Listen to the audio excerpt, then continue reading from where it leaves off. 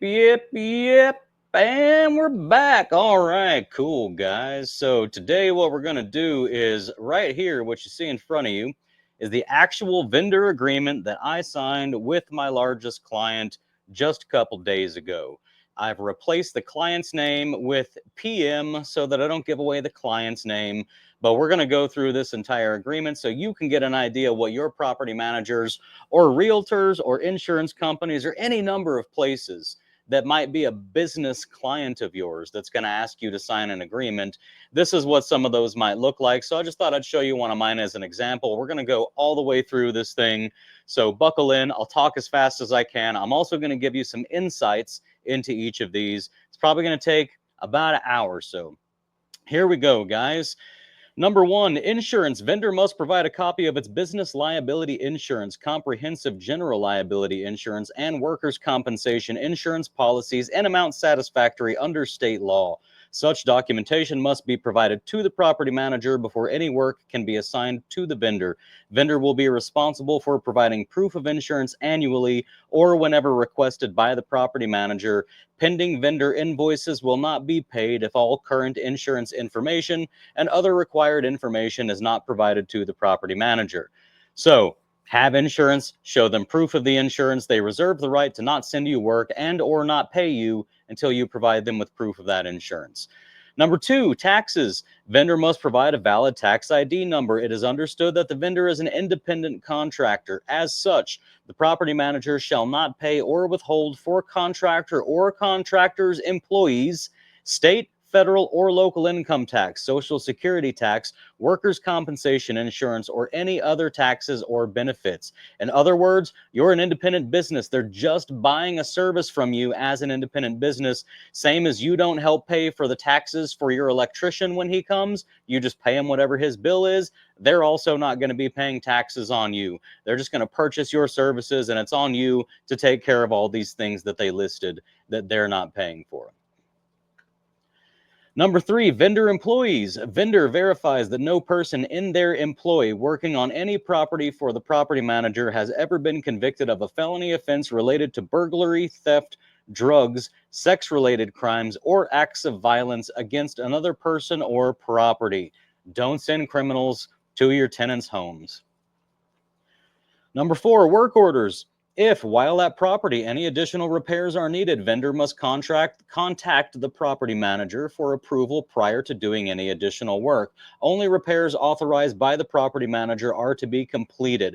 So don't do work they didn't ask you to do. I can't just go in there and decide that I'm going to work on a house and then send the people a bill. I got to be asked to work on the house before I can just do the work and send them a bill.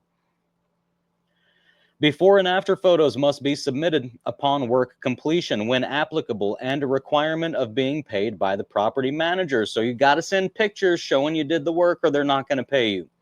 Vendor warrants and agrees that both the materials supplied and the work performed will comply with the work order issued.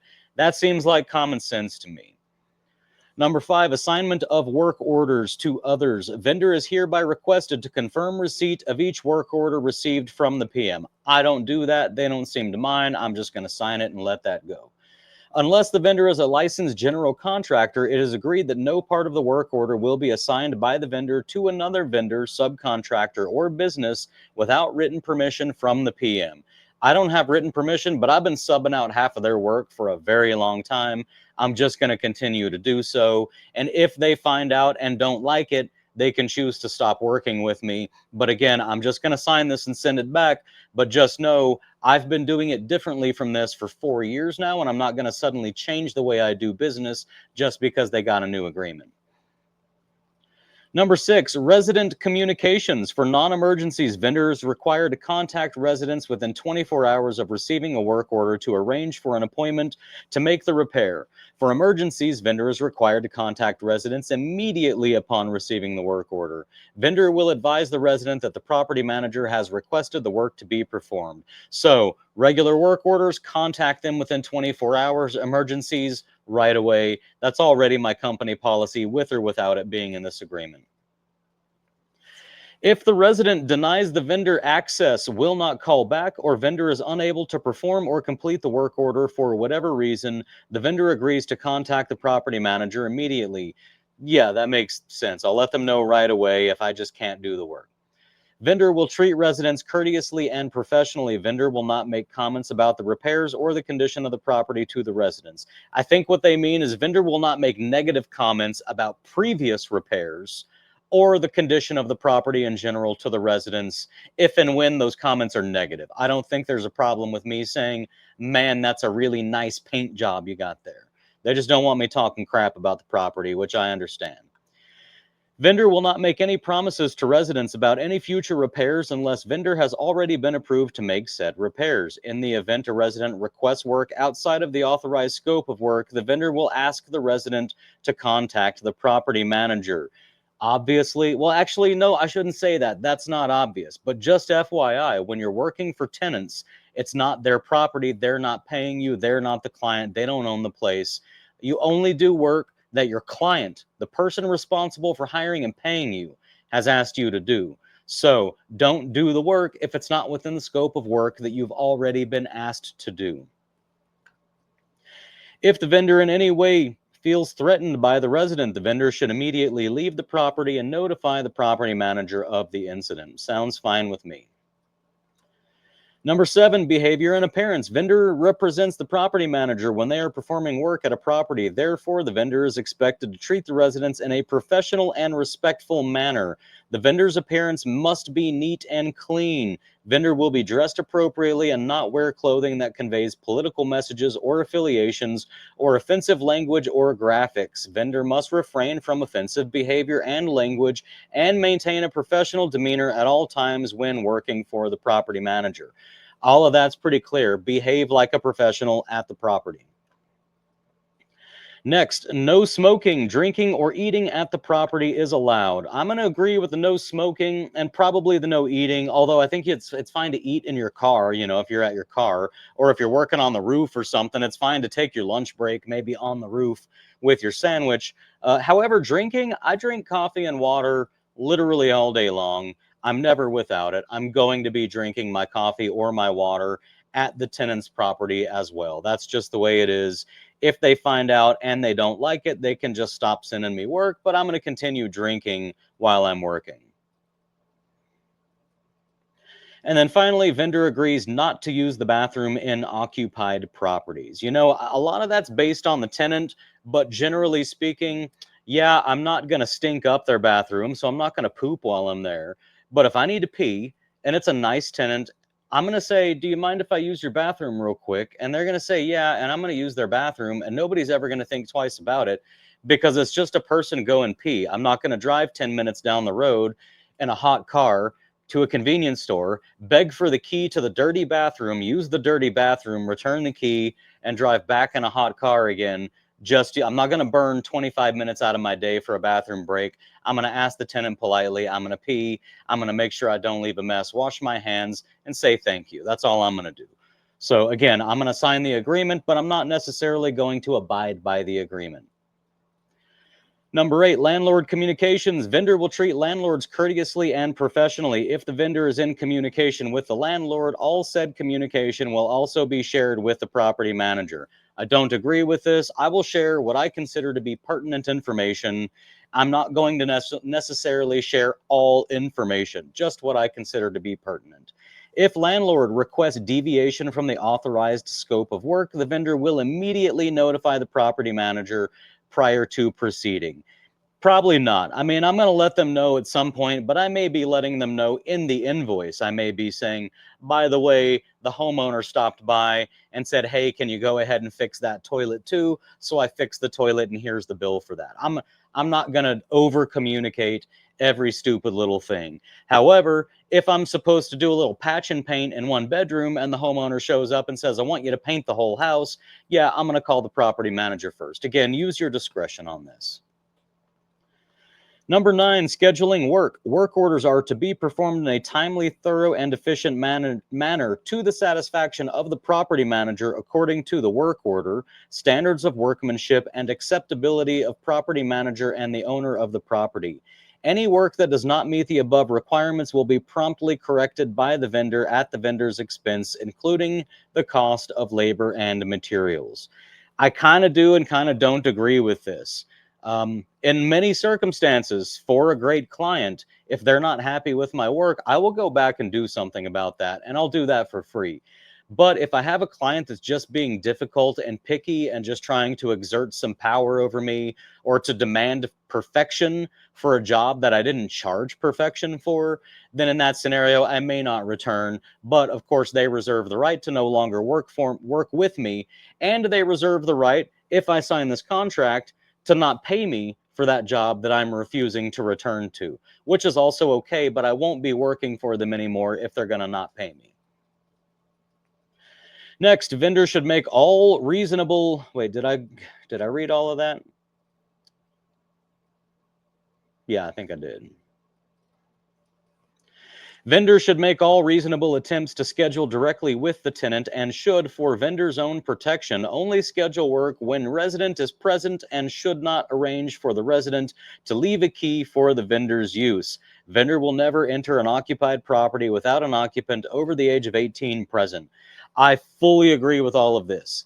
I will never, ever, ever work in a property that is occupied without the occupants or some adult representing them there. And that does mean adult, over the age of 18. Your 17-year-old son, even if he's graduated from high school and has already joined the Army National Guard and ships off to boot camp next week, I don't care how mature or how old they are. If they're not over the age of 18, I'm not going to be in the house. If your tenant says, hey, I need to run down the street to the convenience store real quick, I'll be back in 10 minutes, and she's got a 17-year-old boy in there that's graduated high school, you say, okay, sounds good. I'll wait out at the car until you get back. And you wait for them to get back, and then you go back in and work.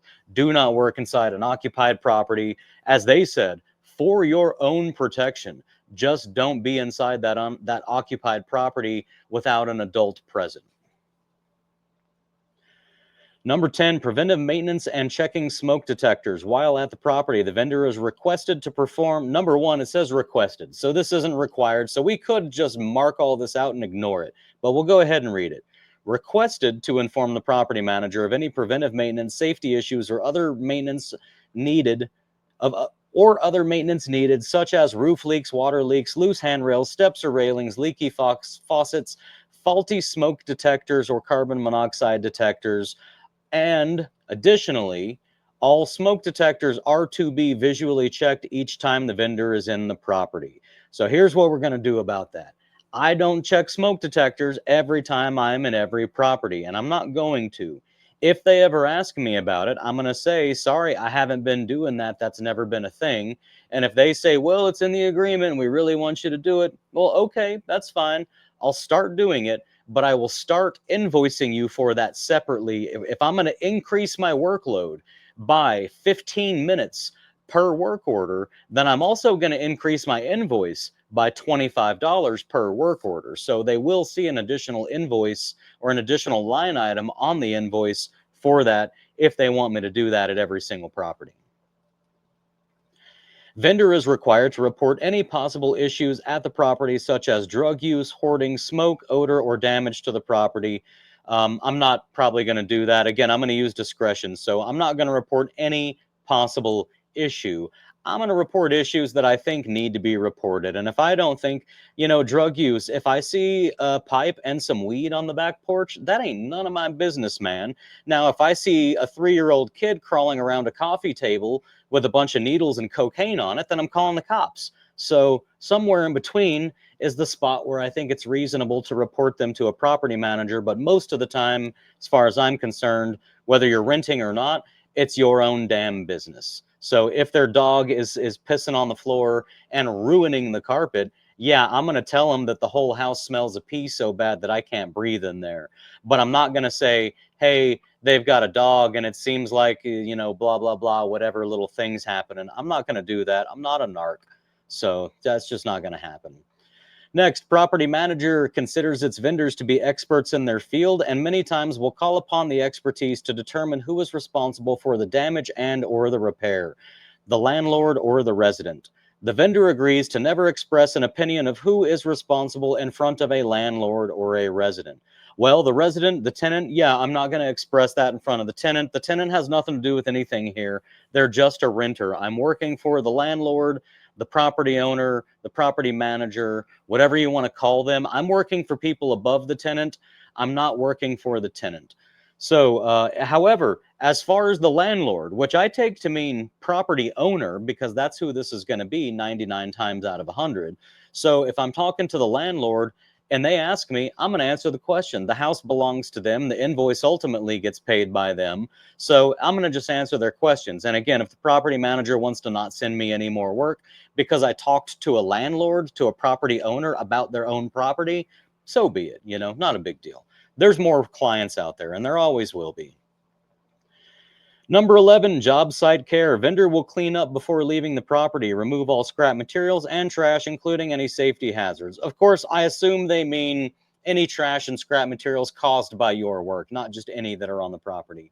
Vendor will not track in mud or dirt onto the flooring. If the resident's belongings need to be moved to complete the work, the vendor will return them to their proper place.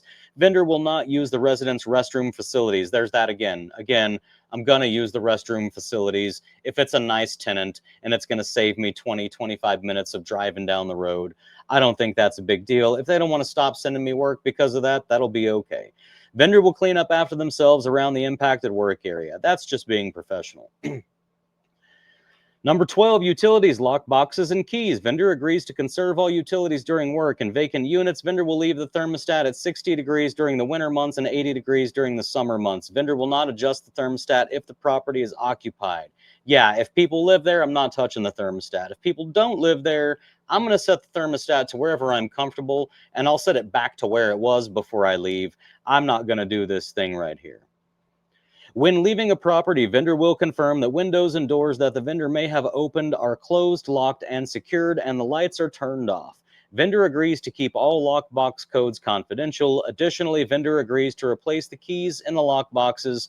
Vendor will notify the property manager immediately if lockboxes are found open, keys missing, or when any door or window is found open or not in the locked position. Vendor is prohibited from copying any keys given to a vendor for any reason without the permission of the PM. So keep the property secure. Let them know right away if the property wasn't secure when you arrived. Make sure you put the keys back. Don't copy the keys. Pretty simple stuff. Number 13, OSHA lead-based paint and other hazards. Vendor agrees to comply with all applicable OSHA requirements. Vendor agrees not to disturb paint more than 6 square feet of an interior wall or 20 square feet of an exterior wall of any property built prior to 1978 unless they are a certified lead-based paint renovator. I'll make one caveat to this. It's not 6 square feet of an interior wall. It's 6 square feet per room of an interior wall. So you can have 6 square feet in the master bedroom, 6 square feet in bedroom 1, 6 square feet in bedroom 2, but you can't have 6 square feet per wall, 4 walls to a bedroom. That would be too many square feet per bedroom. So it's per room, not per wall. Or 20 square feet of an exterior wall. That should say 20 square feet of an exterior wall. Or anytime you're messing with a window or a door, you cannot replace a window or a door on an exterior wall. You cannot do that without doing your lead paint stuff for pre-1978 units. So, and it doesn't matter what the square footage is. It could be a giant window, it could be a tiny window. On an exterior wall, pre-1978, you have to follow your lead paint stuff, or you have to disqualify the property by testing for the lead paint, but you have to do that no matter what for a window or a door in an exterior wall, regardless of square footage. If the vendor is a certified lead-based paint renovator, vendor will provide the occupants with the Renovate Right pamphlet and complete the pre-renovation form and submit it to the property manager. If any hazards are discovered at the property, vendor must stop work and contact the property manager immediately. Yes. Number 14, workmanship. Vendor will complete all work in a professional and workmanlike manner. Vendor guarantees they will complete its work to the satisfaction of the property manager and return to the job site as many times as may be necessary to do so. Again, all this means is they're not going to pay you unless they're happy. This doesn't mean you're legally obligated. They're not going to be able to take you to court and say, we're not going to be satisfied until he remodels the entire house, and then just force you to spend the next 2 years remodeling a house. That ain't how this works. They're just saying, look, we expect you to return to that property and keep on working on this thing until we're happy, and we're not going to pay you unless you do. The trick here is they don't want to pay you more to keep returning over and over. So that's where you have to use your discretion and say, is this a reasonable request? Or are they just trying to get free work out of me? Because if they're just trying to get free work out of you, just fire them. Tell them, don't pay me. I don't give a crap. Fire them and go find better clients. Number 15, invoice requirements and payment cycle. In order for a vendor to be paid, the following must be done. A, if not already on file with the property manager, you got to have current insurance on file with them. B, before and after photos have to be provided. C, if work was completed in a pre-1978 house and paint was disturbed, blah, blah, blah, blah, blah, you got to send them your RRP certificate, both individual and business. So there's the firm right here, that's your business's certificate, and you also have an individual certificate. If the property was occupied, then the completed pre-renovation form also for lead-based paint. If you're following lead-safe practices, then you have to do this pre-renovation form. D, a brief description of the work performed. Yes, you have to tell them what you did in order to get paid for it. E, if the work order includes several items, you have to itemize each item. They say the reason for that is because they may have to charge part of it to the tenant and part of it to the homeowner. The real reason, that is true, sometimes they have to do that. It's usually not a big deal, and they'll just ask you how much of this was for what. Really what they're doing here is they're trying to force their vendors to itemize everything so that they can pick apart their itemization. I itemize most things because I've built my custom line items, which you can download in the description of this video, but I've built my custom line items for myself, so it's actually faster for me to itemize in most scenarios. If it's not better for me to itemize, I don't itemize, and they can just email me and ask me. Invoices must be submitted within 10 calendar days of the work completion. Fair enough. Invoices submitted more than 30 days after work completion will result in a $100 late fee charged to the vendor. That's a little stupid, but okay. Property manager pays vendors on a net 30 basis. Vendor understands that per the property manager agreement with its clients, the vendor is actually contracted with the property owner for payment. This is the one I have a big problem with. I signed it anyways, but if they ever decide that they're not paying me, let's say a homeowner says, you know what, I'm not paying. I'm mad at the property management company. I'm the homeowner. I'm mad at the property management company. They did some things I didn't like. And I said, screw you guys. I don't want you renting out my house anymore. I'm not giving you any money to pay that handyman either. Even though his job was fine, I'm just not going to give you any money. What this says is that you're contracted with that homeowner rather than the property manager, which means if the homeowner doesn't want to pay you, it's not the property manager's fault. I disagree. Now, by signing this, it means I'm not going to be able to go sue that property manager to make them pay me because I signed something saying that they weren't going to have to pay me if the homeowner didn't want to pay. But I will absolutely stop working for them if that ever happens. So we'll see what happens in the future. I'm going to sign the agreement, but I don't have to worry about it too much because I'm really never doing humongous jobs for these guys. So if I don't get paid for one little $250 job, I'll just drop that property manager, not take work from them anymore, and move on with my life. It won't be a big deal. Number 16, indemnification. To the fullest extent permitted by law, the vendor will defend, indemnify, and hold PM harmless from all damages, losses, and expenses. Actually, you know what? Let's read this to ChatGPT because I bet ChatGPT is going to do a better job describing this. And I think you guys do need to get in the habit of using ChatGPT for these types of things. So let's say, hey there, I'm going to read the indemnification clause in this contract for my property manager, and I would like you to explain to me in layman's terms what this indemnification agreement means and if it's common in these types of contracts. So here's the wording. To the fullest extent permitted by law, the vendor will defend, indemnify, and hold the property manager harmless from all damages, losses, and expenses, including attorney's fees, from any claims or damages of any kind resulting from the performance of this agreement, but only to the extent caused in whole or in part by any negligence of the vendor or any of its subcontractors, agents, or employees.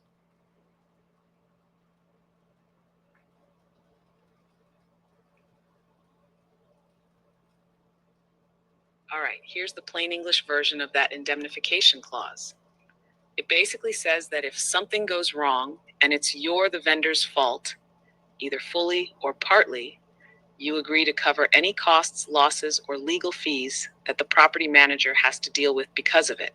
That includes things like lawsuits, damage claims, or other expenses. This only applies if the problem happened because you or someone working for you was careless or negligent. Now, is that common? Yeah, it is. This kind of clause is standard in property management and contractor agreements. It protects the property manager from being dragged into legal or financial trouble because of something the vendor did wrong. The key phrase to focus on is only to the extent caused by your negligence. That limits your responsibility to just the part that was actually your fault, not if something happened completely outside your control.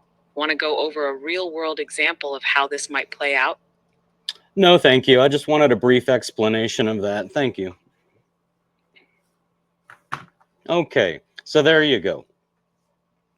Number 17, fair housing. A property manager is an equal opportunity housing provider. We fully comply with the Federal Fair Housing Act. We do not discriminate against any person because of race, religion, sex, handicap, familial status, color, or national origin. We also comply with all state and local fair housing laws. Compliance with the Fair Housing Act is expected of all vendors working for the property manager. Discrimination can also be against tenants or tenants' guests living in or visiting the home. Any derogatory comments in regard to race, color, religion, national origin, familial status, handicap, or sexual orientation can be considered discriminatory. Also, giving preferential treatment to one of the protected classes may result in a fair housing claim against the property owner, property manager, and/or the vendor. So, fair housing, it's all the same stuff, right? These are all protected classes. You can't discriminate against them. And it looks like with the new updated wording, you also can't discriminate in their favor. You just need to treat everybody equally, which I feel is common sense in general for like how to behave in the world. Number 18, the property meld system. Vendor agrees to use the property manager's maintenance system, whatever it may be. Currently, the property manager uses a system called property meld. The system is used to send work orders, currently called melds, to the vendor. The vendor will be required to use the property meld system for everything involving the work order, including scheduling, communicating, submitting estimates, submitting photos and other documentation, and submitting invoices.